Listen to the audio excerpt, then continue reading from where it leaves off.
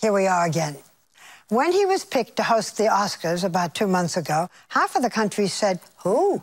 Fortunately, the other half was thrilled because they know that we are in for a wild ride.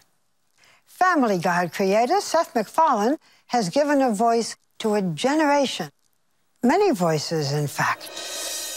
What's this? Blueberries? This baby's voice is Seth MacFarlane. Oh, that's better than sex! This lecherous teddy bear's voice, also Seth MacFarlane. Somewhere out there are 4 terrible fathers I wish I could thank for this great night.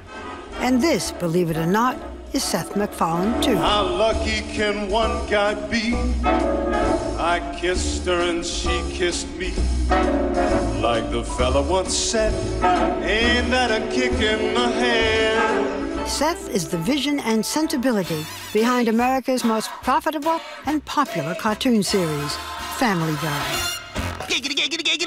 Now in its 11th season, there is nothing quite like it on TV. Butt scratcher! Butt scratcher! Butt scratcher! It's equal parts juvenile, profane with jokes about Jesus. I am a Jew. Prove it. What's a 9% tip on a $200 bill? $18, which is fair. Oh, my God, it's true. And warm-hearted. I love you, Dad. I love you too, son. Seth is the voice of Stewie, Silence, you contemptible shrew! who is only 12 months old. For the love of God, shake me like a British nanny! I want to take over the world because I've got a Napoleonic complex and I'm still trying to figure out who the devil I am, and I want my mother dead. He's the voice of Dad Peter Griffin. Get Mom! Not the sharpest crayon in the box. This looks fantastic. I can't wait to poop this out. I'm a New England guy who likes my Boston Patriots. And he's the talking dog, Brian. What is this on my shoe? My poop. Hello? What? Who's there? What's going on? Personality-wise, he's gone his own way, but the voice is essentially me. Seth is a hands-on mastermind. He produces, writes, and oversees the music for the show. How do you get to be so accomplished? You start when you are very young. What were you like as a child? I was a combination of reclusive and obsessed with what I wanted to do. When I was 2, I was sitting in front of the TV drawing Fred Flintstones and Woody Woodpeckers, and at age 7, I'm running around like a crazy person doing voices. But at the same time, I would try to make animated films and try to figure out exactly how that art form worked. When did you do your first cartoon? How old were you and what was it? I was in 7th grade. It was called Space Pirates. It was terrible. Seth grew up in Kent, Connecticut with his parents, ex-hippies turned teachers. At 9, he started doing a comic strip for his local newspaper, which he continued for years. He went to a top art college, the Rhode Island School of Design, where he performed in student films and made his own. Oh, hi there. You scared the crap out of me. Including an animated film, The Life of Larry, that became the seed for Family Guy. What do you think they eat? Oh, yes, I don't know, some kind of like space jerky. And at 24, he became the youngest person to ever head a network show. Hotcha! That led to the spin-offs, The Cleveland Show. Here's $10. Don't get kidnapped.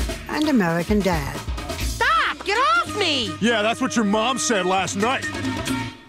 There doesn't seem to be anything off limits. I made a little list of some of the things that you discuss. Bestiality, abortion, AIDS, Irishmen who drink, nuns, premature ejaculation, breastfeeding, and farts. Yeah. You think it's easy for me to say all that? When you line it all up like that, Yeah, I mean, it sounds like maybe we've made a huge mistake, doesn't it? You know what I am back at the ranch? I'm a breeding bull. What's that? You gonna find out. The trick to getting it all past the censors, according to Seth, is not to offend too many groups in any given episode. It all just can't be in the same place. There's something called tonnage, and we try to keep those jokes spread apart. It is a balance, but my view is that if it makes you laugh, it's an honest laugh. You were said to make more than $30 million a year. Is that what it is? That's what it is. And the Family Guy franchise is said to be worth nearly $2 billion. What do you spend your money on? I don't make a lot of frivolous purchases. The only thing that in the past 10 years that I could be considered extravagant is I bought a timeshare in a plane. A timeshare? You couldn't buy the whole plane? No. Oh God, I'm not Bill Gates. Good Lord. And it's nice being able to avoid the airports, but that's about it. You might think Seth is at the peak of his career, but in fact, he's just getting started. Now he's getting in front of the cameras. He released an album of American standards. The night they invented champagne, it's plain as it could be. They thought of you and me. He hosted Saturday Night Live. And now you're all like, oh, giggity, giggity, goo. No, don't do Family Guy. We're 30. He wrote and directed Ted, his first feature, which has become the highest-grossing R-rated comedy in history. And now he's about to do the most shocking thing he's ever done. He's going mainstream, emceeing the Oscars this February. Are you going to be tough? Are you going to be funny? Are you going to make fun of the actors?